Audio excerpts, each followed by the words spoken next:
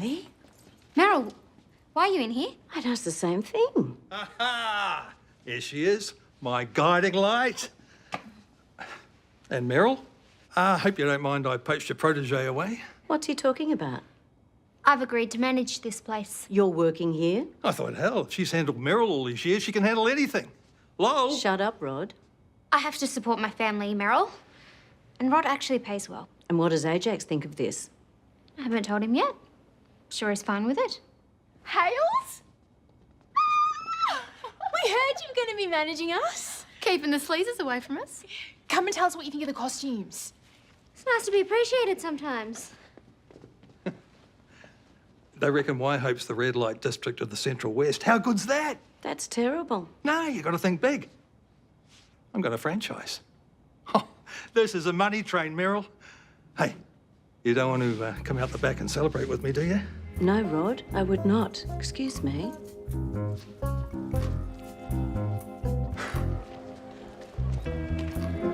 Meryl? Oh, Helen. Oh, what a relief to see a friendly face. I was just on my way down to the CWA. We'd like you to hand in your apron. Excuse me? We took a vote. You're not welcome as a member of our Country Women's Association any longer. You can't kick me out.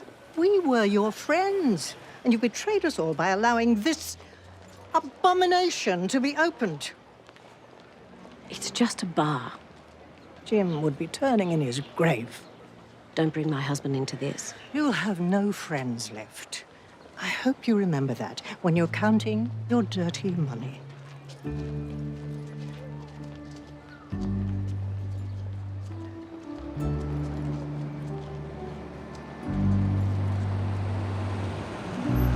Shame, Meryl Knight! Shame! Mum? Have you been crying? Of course not. What do you want? I stashed some medical-grade painkillers in my room. Boy, do I need them. Then you go again, just like your brothers. What? I have given everything of myself to this family and others with nothing in return. Look, if this is about last night, I really do have a mental blank. Well, you hurt me last night. And all I could do was pity what you become. A small-town GP, bitter and drunk, lashing out at everyone.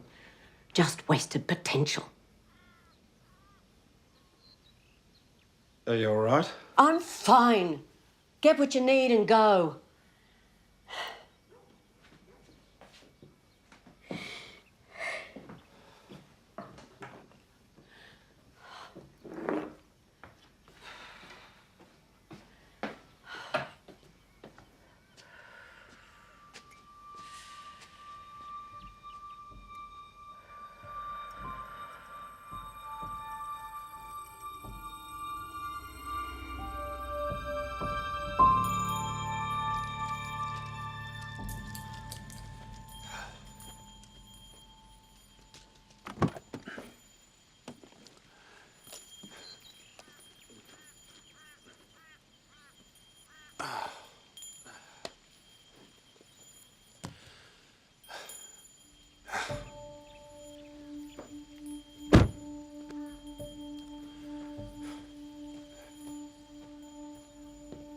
Mum, look. About last... Mum. My chest.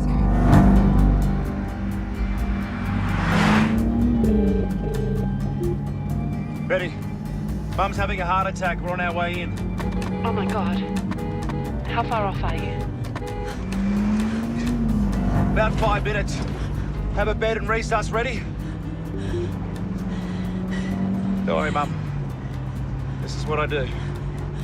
Promise me something. No. Don't do that. Bring the family back together. Will you make amends?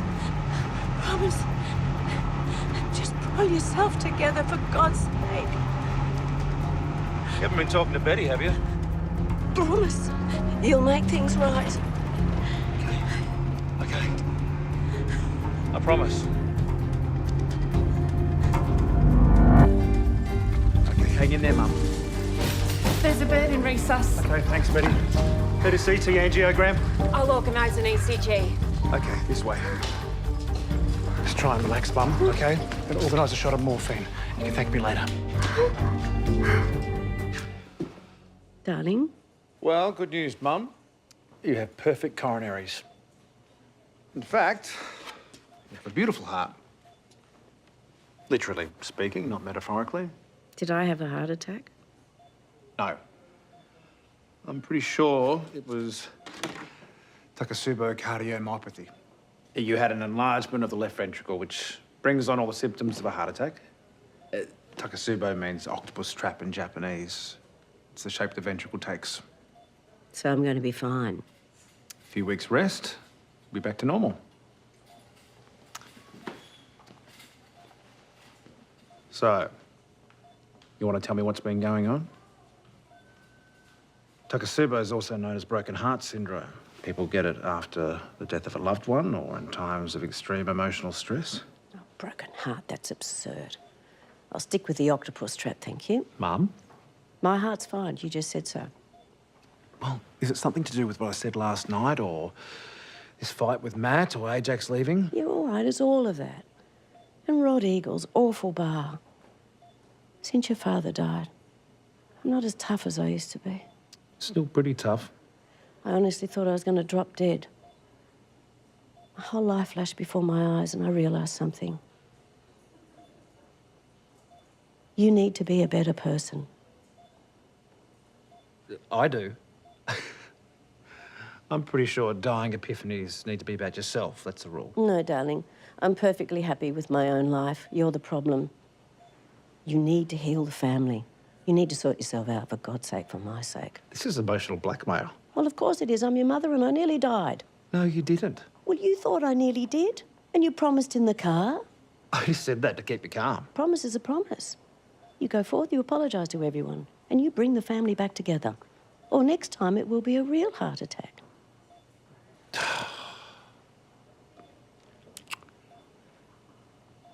But do I need to apologise to you?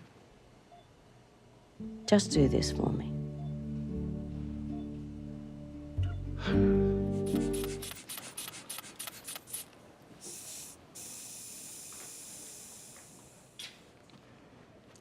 It's good. We'll start you on some beta blockers and ACE inhibitors, and we'll do a follow-up ECG in a few weeks. Otherwise, you're all clear. So I can go home. Tomorrow, yes.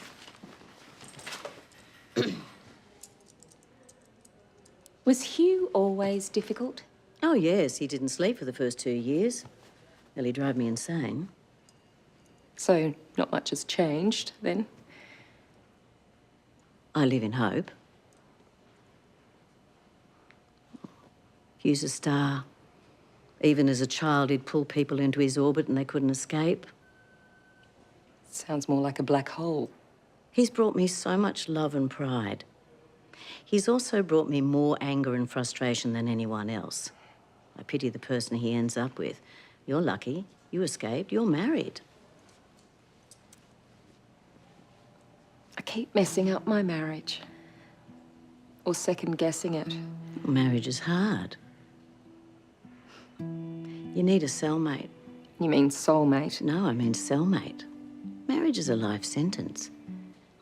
You marry the person for passion and you'll end up with a shiv in your back very quickly. But you marry the person who makes you feel comfortable and reads your moods and moves about you naturally. That's the person you want to be stuck with. That's your cellmate. You'll serve a life sentence with that person. I think that's the most unromantic thing I've ever heard. That's marriage.